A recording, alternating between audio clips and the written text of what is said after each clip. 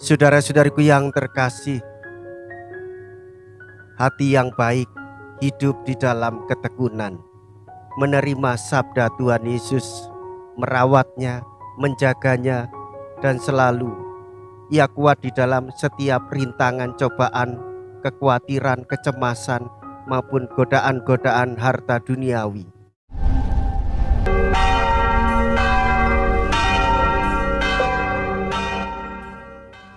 Saudara-saudariku yang terkasih, hari ini Sabtu 23 September 2023. Saya Romo Siga dari Paroki Santo Yusuf, Surabaya. Dalam nama Bapa dan Putra dan Roh Kudus. Amin. Bunda Gereja merayakan peringatan wajib Santo Padre Pio dari Pietrelcina, seorang imam.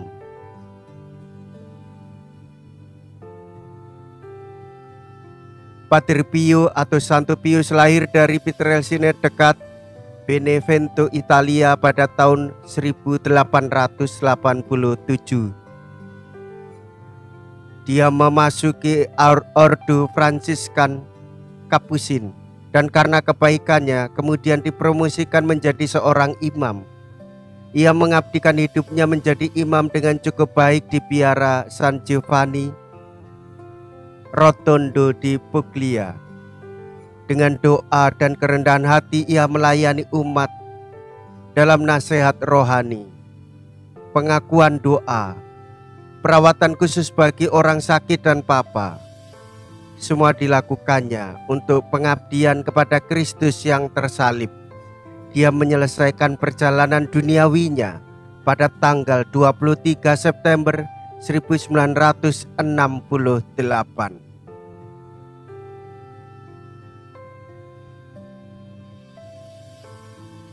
Ya Tuhan, Engkaulah bagian warisanku dan pialaku. Engkau sendirilah yang meneguhkan bagian yang diundikan kepadaku.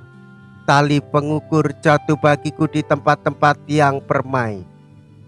Ya milik pusakaku, menyenangkan hatiku. Mea culpa, mea culpa, mea maxima culpa.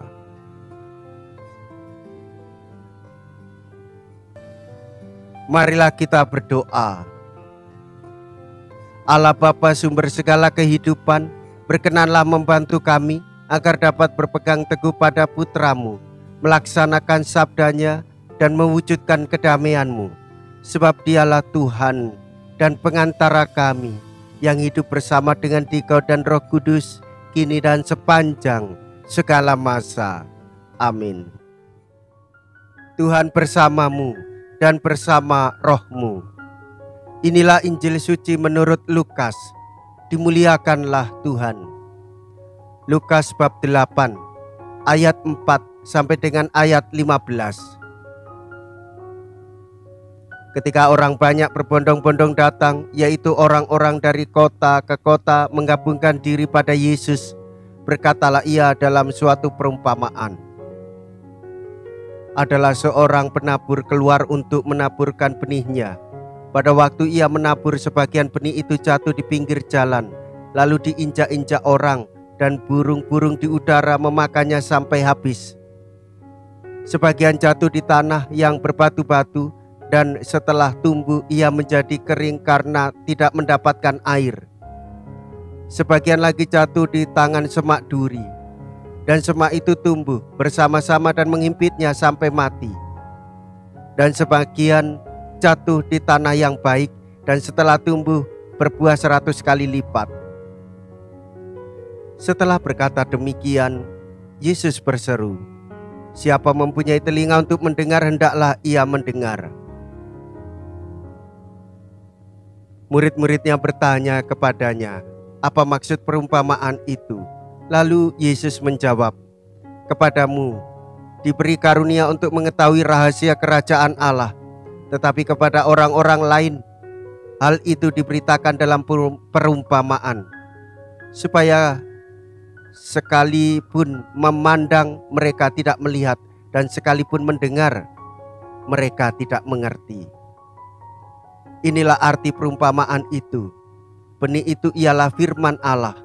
Yang jatuh di pinggir jalan itu ialah orang yang mendengarnya. Kemudian datanglah iblis lalu mengambil firman itu dari dalam hati mereka, supaya mereka jangan percaya dan diselamatkan. Yang jatuh di tanah yang berbatu-batu itu ialah orang yang setelah mendengar firman itu menerimanya dengan gembira, tetapi mereka itu tidak berakar.